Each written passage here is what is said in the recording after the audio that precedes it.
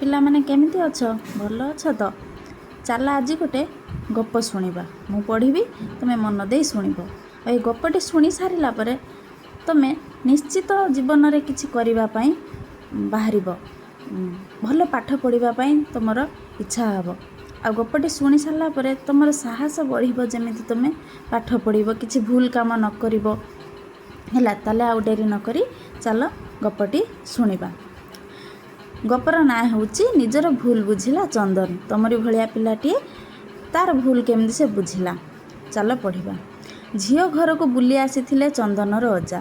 ଝିଅକୁ ବାହା ଦେଲା ଦିନଠୁ ବରଷକେ ଥରେ ଦିଥର ଏମିତି ବୁଲି ଆସନ୍ତି ସେ। ରହିଯିବାକୁ ତାଙ୍କୁ ଅନୁରୋଧ କଲେ ଚନ୍ଦନର ବାପା ବୋଉ।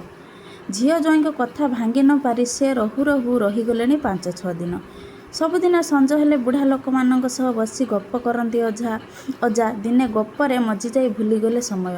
ରାତି ଅଧିକ ହେଲାଣି ବୋଲି ସେ ଜାଣିପାରିଲେ ନାହିଁ। ଗପ ଚାଲିଥିଲା ବେଳେ ଜଣେ ଆସି କହିଲା, ଚନ୍ଦନ ଘର କୁଆଡ଼େ ଯାଇଛି ଯେ ତାର କିଛି ଖବର ମିଳୁନି। ହଠାତ୍ ଗପସପ ବନ୍ଦ ହୋଇଗଲା। ଅଜା ଆଉ କି ସେଠାରେ ରହନ୍ତି? ପ୍ରକୃତ ଘଟଣା ଜାଣିବାକୁ ଘରକୁ ଚାଲି ଆସିଲେ। ସମସ୍ତଙ୍କୁ ପଚାରି ବୁଝିଲେ, ଯେମିତି ତମର ମନେକର କ'ଣ ହୋଇଛି ବୋଲି ଯଦି ତମ ଅଜା ଶୁଣିବେ, ସେ କ'ଣ ଆଉ ସ୍ଥିର ହୋଇ ବସିପାରିବେ? ସେମିତି ଚନ୍ଦନର ଅଜା ମଧ୍ୟ ସେଠି ରହିପାରିଲେ ନାହିଁ। ସମସ୍ତଙ୍କୁ ପଚାରି ବୁଝିଲେ ଚନ୍ଦନର ଖବର। ବେଳ ବୁଡ଼ୁଠୁ ଚନ୍ଦନ ଖେଳିବାକୁ ଗଲା ଯେ ସେ ଆଉ ଘରକୁ ଫେରିନି। ବହୁତ ଖୋଜିଲେଣି ସମସ୍ତେ, ଗାଁ ଭିତରେ କେଉଁଠି ହେଲେ ସେ ନାହିଁ। ଏକଥା ଶୁଣିଲା ପରେ ଅଜାଙ୍କ ମନ ବୁଝିଲା ନାହିଁ। ଗାଁଟା ଯାକ ବୁଲି ବୁଲି ସେ ମଧ୍ୟ ବହୁତ ଖୋଜିଲେ, କେଉଁଠି ହେଲେ ଚନ୍ଦନକୁ ପାଇଲେ ନାହିଁ। ଚନ୍ଦନକୁ ନ ପାଇ ସଭିଏ ମନ ଦୁଃଖରେ ବସିଲେ। କାହା ଆଖିକୁ ନିଦ ନାହିଁ। ହେଲେ ଉପାୟ ବି ଆଉ କ'ଣ ଅଛି? ରାତି ପାହିଲେ ଯାଇ ଯୋଉ କଥା। ଅଜା ସମସ୍ତଙ୍କୁ ଧୈର୍ଯ୍ୟ ରଖିବାକୁ ପରାମର୍ଶ ଦେଇ କହିଲେ, ପିଲା ବୟସ, ମନ ଖୁସିରେ କୁଆଡ଼େ ଚାଲି ଯାଇଛି। ବୁଲି ବୁଲି ହାଲିଆ ହୋଇ କେଉଁଠି ଶୋଇପଡ଼ିଥିବ। ସକାଳ ହେଲେ ବଳେ ଫେରିବ। ସକାଳ ହେଲା, ଆଉ ଥରେ ସମସ୍ତେ ତାକୁ ଖୋଜିବାରେ ଲାଗିଲେ। ଅଜା ମଧ୍ୟ ଚାଲିଲେ ଗାଁ ବାହାରକୁ। ଗାଁରୁ ବାହାରି କିଛି ବାଟ ଗଲେ ଶିବ ମନ୍ଦିର ପଡ଼େ। ମନ୍ଦିର ବେଢ଼ାରେ ପହଞ୍ଚିଲେ ଅଜା। ତାକୁ ଖୋଜି ଖୋଜି ସେଇଠି ଯାଇ ମନ୍ଦିର ପାଖରେ ପହଞ୍ଚିଲେ। ଠାକୁରଙ୍କୁ ପ୍ରଣାମ କରି କହିଲେ, ଦୟା କର ପ୍ରଭୁ, ପିଲାଟା ମିଳିଯାଉ। ମନେ ମନେ ପ୍ରାର୍ଥନା କରି ବେଢ଼ା ଭିତରକୁ ପଶିଲେ ଅଜା। ବାସୁଆ ବଳଦର ପଛ ପାଖେ ପିଲାଟିଏ ଶୋଇଥିବାର ଅଜାଙ୍କୁ ଦେଖାଗଲା। ସେ ଚଞ୍ଚଳ ପାଦ ବଢ଼ାଇ ଚାଲିଲେ ସେଠିକି। ଆରେ ଇଏ ତ ଆମ ଚନ୍ଦନ। ଭାରି ଖୁସି ହୋଇଗଲେ ଅଜା। ଯାହା ହେଉ ପିଲାଟା ମିଳିଗଲା। କେତେ ହଇରାଣ କଲାଣି ସମସ୍ତଙ୍କୁ। ଅଜା ଚନ୍ଦନର ଅତି ନିକଟକୁ ଯାଇ ଦେଖିଲେ ସେ ଶୋଇପଡ଼ିଛି ନିଦରେ। ରାତିସାରା ଉପବାସ ରହି ଦୁର୍ବଳ ଦିଶୁଛି ତା ଦେହ। ବସିପଡ଼ି ତାର ମଥା ଆଉଁସି ଦେଇ କହିଲେ, ଚନ୍ଦନରେ ଉଠିପଡ଼, ଚାଲ ଘରକୁ ଯିବା। ତତେ ନ ପାଇ ସମସ୍ତଙ୍କ ଦୁଃଖ କହିଲେ ନ ସରେ। ତୋ ବାପା ବୋଉ କେହି ଏଯାଏଁ ଖାଇ ନାହାନ୍ତି, ଖାଲି କାନ୍ଦୁଛନ୍ତି। ତୁ ଘରକୁ ଗଲେ ଯାଇ ସେମାନେ ଖୁସି ହେବେ।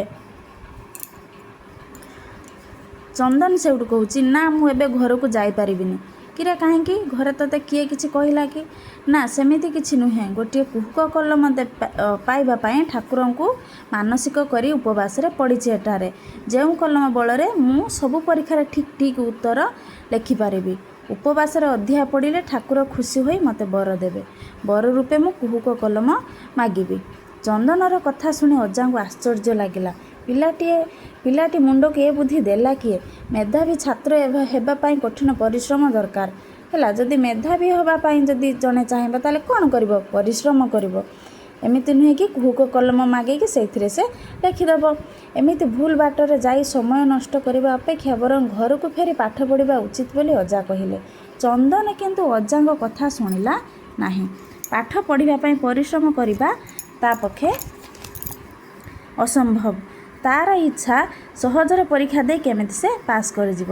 ସେଥିପାଇଁ ସେ ଅଧିଆ ପଡ଼ି ରହିବ କୁହୁକ କଲମ ପାଇବା ପର୍ଯ୍ୟନ୍ତ। ଅବୁଝା ଚନ୍ଦନକୁ ବୁଝାଇବା ପାଇଁ ଅଜା ପୁରୁଣା କାହାଣୀଟିଏ ତାକୁ ଶୁଣେଇଲେ। ହସ୍ତିନାର ଜଣେ ସାରଥୀଙ୍କ ପାଳିତ ପୁଅର ନାଁ ହେଲା କର୍ଣ୍ଣ। ତାଙ୍କୁ ସାହସୀ ଓ ବୀର ଯୁବକ ଭାବରେ ସମସ୍ତେ ଜାଣନ୍ତି। ତାଙ୍କର ପ୍ରକୃତ ପିତା ହେଲେ ସୂର୍ଯ୍ୟ ଦେବତା। କର୍ଣ୍ଣଙ୍କ ଅଜାଣତରେ ସୂର୍ଯ୍ୟ ଦେବତା ତାଙ୍କ ପ୍ରତି ଦୟାଭାବ ରଖିଥାନ୍ତି। ସେହି ଦୟା ବଳରେ କର୍ଣ୍ଣ ହୋଇଥିଲେ ବିଶେଷ ଶକ୍ତିର ଅଧିକାରୀ।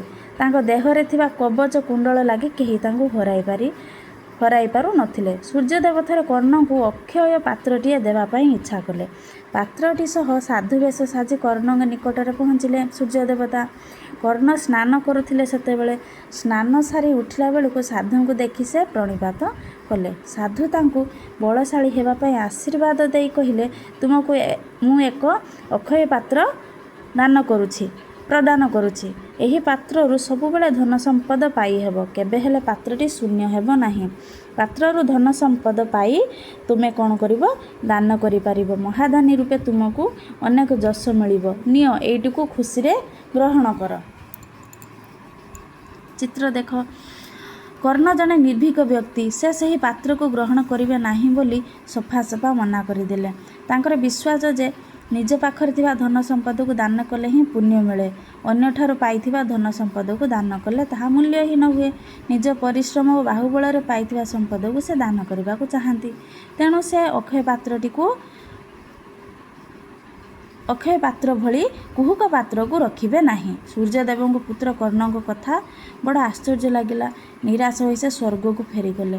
ନିଜର ବୀରପଣିଆ ଯୋଗୁଁ କର୍ଣ୍ଣ ଅଙ୍ଗରାଜ୍ୟର ରାଜା ହୋଇ ଅନେକ ଧନ ସମ୍ପଦର ଅଧିକାରୀ ହୋଇପାରିଥିଲେ। ତାଙ୍କ ମନରେ ଥିବା ଟାଣ ମନୋବଳ ହିଁ ତାଙ୍କର ମାନ ସମ୍ମାନ ବଢ଼ାଇଥିଲା। ସେ କେବେ ଅନ୍ୟ ଉପରେ ନିର୍ଭର କରନ୍ତି ନାହିଁ। ନିଜର ବାହୁବଳ ଓ ପରିଶ୍ରମ ଉପରେ ତାଙ୍କର ଥାଏ ପ୍ରଚୁର ଭରସା। ସେଥିପାଇଁ ସେ ମହାରଥୀ ମହାଦାନୀ ରାଜା କର୍ଣ୍ଣ ରୂପେ ବିଶ୍ୱବିଖ୍ୟାତ ହୋଇଥିଲେ। କହିଲୁ ଦେଖି ଚନ୍ଦନ, କିଏ ବଡ଼?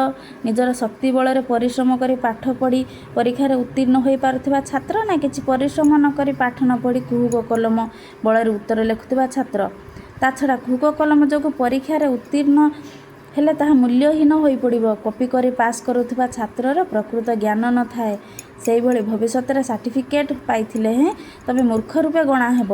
ଅଜାଙ୍କ କଥା ଶୁଣି ଚନ୍ଦନ ନିଜର ଭୁଲ ବୁଝିପାରିଲା। ଠାକୁରଙ୍କ ନିକଟରେ ଉପବାସରେ ଯଦି ଅଧିଆ ପଢ଼ି ପାରୁଛି ସେ, ତେବେ କଠିନ ପରିଶ୍ରମ କରି ପାଠ ପଢ଼ିଲେ କ୍ଷତି କ'ଣ? କାହିଁକି ସେ ପାରିବନି? ଏମିତି ଏକ ଖରାପ ରାସ୍ତା ବାଛିବା ତା'ର ଉଚିତ ହୋଇନାହିଁ। ସେ ଅଜାଙ୍କ ସାଙ୍ଗରେ ଘରକୁ ଫେରିଯାଇ ମନ ଦେଇ ପାଠ ପଢ଼ିବ ବୋଲି ଜଣାଇଦେଲା। ଅଜାଙ୍କ ଖୁସି କହିଲେ ନ ସରେ। ସେ ଚନ୍ଦନକୁ କୋଳେଇ ନେଲେ। ତାପରେ ତାକୁ ଡାକି ନେଲେ ଘରକୁ। ଚନ୍ଦନ ଘରକୁ ଫେରି ଆସିବା ଦେଖି ସମସ୍ତଙ୍କ ମନ ଖୁସି ହୋଇଗଲା। ସମସ୍ତଙ୍କର ଆନନ୍ଦର ସୀମା ରହିଲା ନାହିଁ। ଗପଟି କେମିତି ଲାଗିଲା? ତମେମାନେ ଏବେ କୁହ। ତମେ ଏବେ ପାଠ ପଢ଼ିକି ପରୀକ୍ଷାରେ ପାସ୍ କରିବ, ନା ସେମିତି କୁହୁକ କଲମରେ ଲେଖିକି ପରୀକ୍ଷାରେ ପାସ୍ କରିବ? ତୁମେ କ'ଣ କରିବ ମୋତେ ନିଶ୍ଚିତ ଜଣାଇବ। ଧନ୍ୟବାଦ।